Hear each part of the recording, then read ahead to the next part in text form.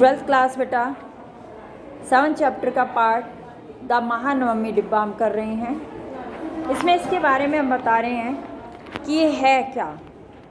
Some of the more distinctive structures in the area have been assigned names based on the form of the buildings as well as their functions। तो बेटा ये उनके काम के हिसाब से, इमारत के हिसाब से कुछ इमारतों को नाम दिया जाता है।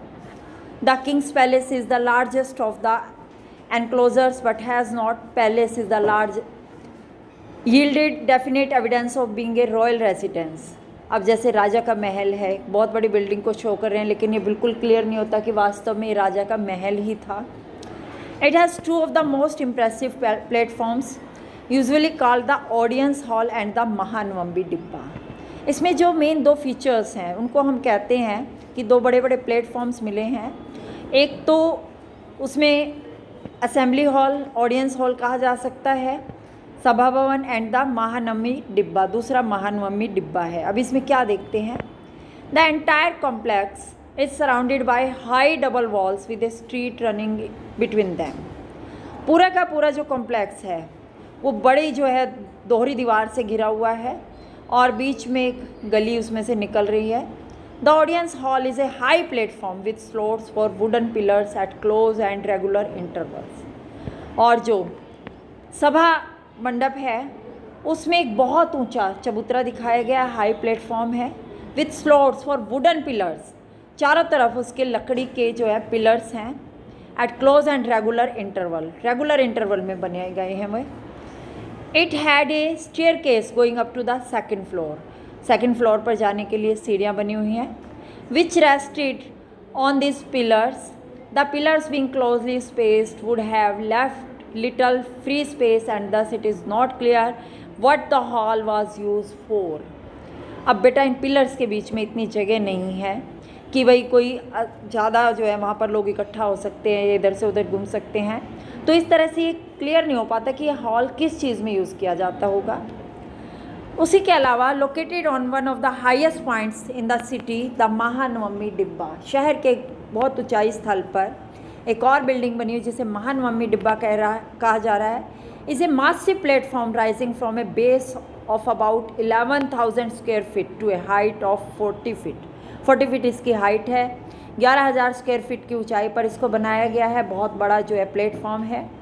There is evidence that it supported a wooden structure. The base of the platform is covered with relief carvings. तो बताया जाता है कि इसमें जो है सपोर्ट दी गई होगी लकड़ी वाले स्ट्रक्चर से, और इसका जो बेस है प्लेटफॉर्म का उसके चारों तरफ बहुत सुंदर जो है चित्रकारी की गई है, relief carvings. Rituals associated with the structure probably coincided with Mahanavami, the great 9-day festival or 10-day Hindu festival during the autumn month of September and October, known variously as Dussehra. तो इससे यहाँ पे पता चलता है कि शायद ये जैसे हमारा शरद ऋतु का त्यौहार दशहरा है जो 9-10 दिन का या नवरात्रि का त्यौहार है उससे संबंधित होता होगा।